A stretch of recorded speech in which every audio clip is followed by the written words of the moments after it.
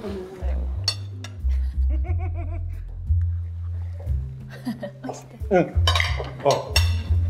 Dad, good morning. Good morning po. Morning. Ano? Nag-umpisa na ba kayong gumawa ng baby, ha? Dad!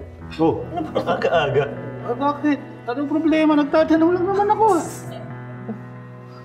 Alam mo, kami ng mami mo, nung bagong kasal pa lang kami, yan ang priority namin na magkaroon ng baby. Dapat ganun din kayo. Dad, wag po kayo mag-alala dahil gustong-gusto na rin po talaga namin magka-baby. Sige, sabik na nga ako magkaapo eh. Sana nga po dumating na kaagad. Ha? Sige, kaya na. Sagot to ah. Sandali ang sagot ako. Sige.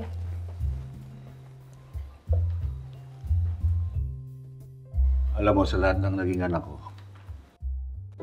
diyan kay Bobby ako excited magkaapo. Bata pa lang yan eh. Pinaplano niya na magkaroon ng sariling pamilya.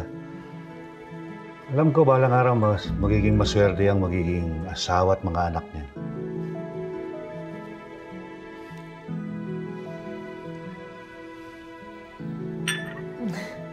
Sige, kaya na. Sige na.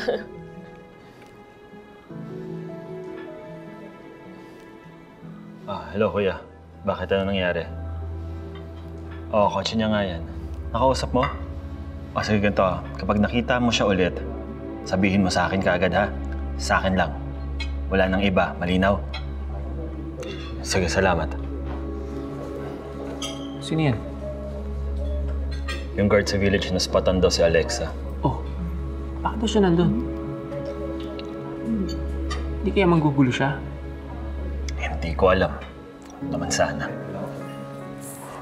Bro, knowing Alexa, feeling ko walang plano yan na tigilan ka eh. Siguro dapat i-report na yan sa polis. Ayoko na. Ayoko nang gawing big deal. I'm just hoping na mapagod na lang siya. Tapos kalimutan niya na kaming dalawa ni Aileen.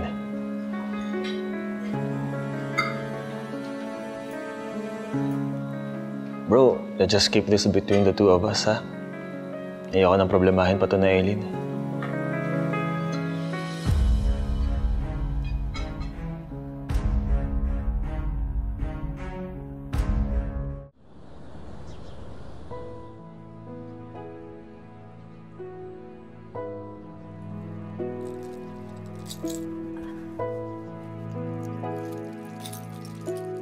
Miss, magkano pala to?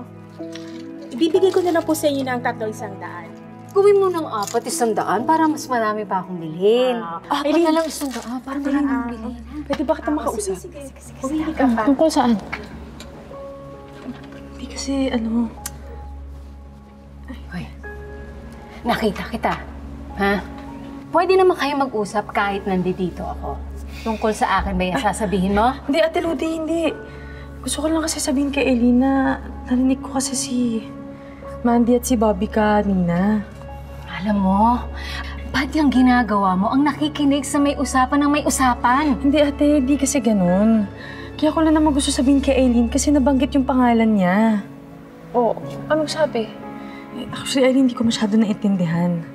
Pero, narinig ko sabi ni Bobby kay Mandy na ayaw niyang paratingin sa'yo kasi ayaw niya problemahin mo to. Ano yun? Hindi ko nga alam, Ate. Eileen, may mga pinag-aawayan ba kayo lately? Wala naman. Ang pinakamalaking issue lang namin yung tungkol kay Alexa kasi nga tinatanong ko kung nag-uusap pa ba sila pero matagal na namin hindi napapag-usapan yun eh.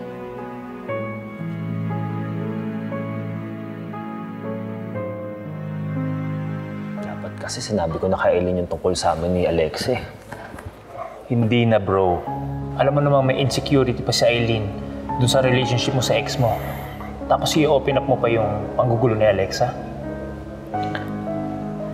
Pero pare, mag-asawa kami. At nangako kami na magiging honest kami sa isa't isa. Look, what Aileen doesn't know won't hurt her. Mabuti na yun para walang gulo. Iniisip ko lang kasi, once na nagsinungaling ako sa kanya, chances are, uulitin ko yun. magsisinungaling lang ako ulit sa kanya. Bro, iba ang pagsisinungaling sa pag-uumit. Besides, mas maganda mag-focus na lang si Eileen sa pagbuo niyo ng pamilya niyo kesa intindihin niya yung panggugulo ng ex mo.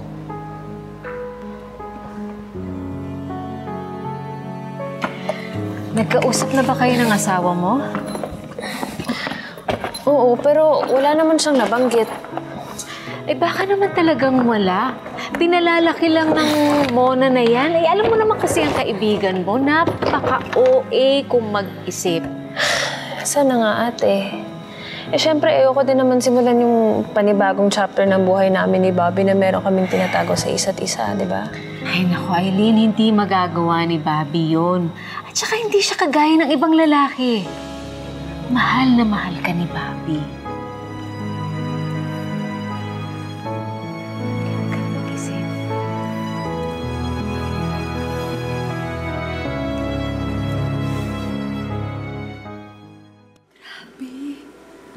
Beshi, sobrang laki.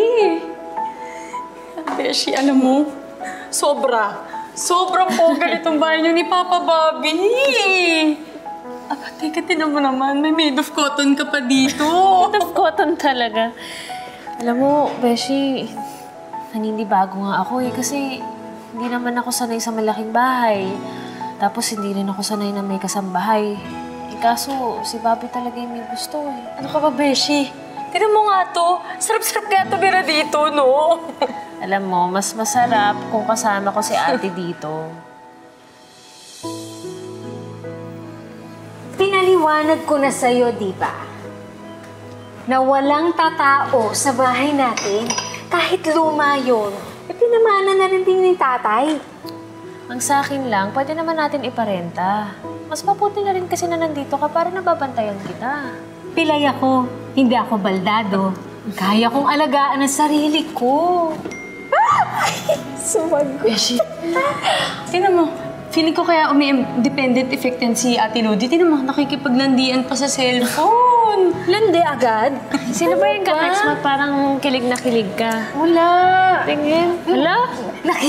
Gusto mo pag-add sa FB. Ay, fun! Di ba? Oh, Eh, tulungan na kita. naku, hindi na ano ka ba? Strong tong asawa mo, no?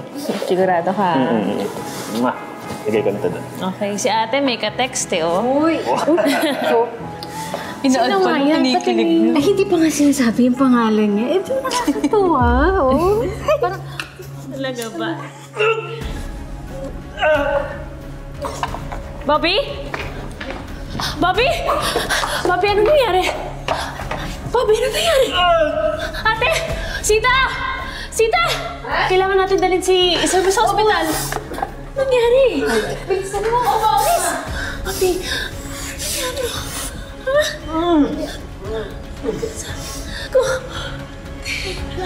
Sandali lang ha. Sita, bilis!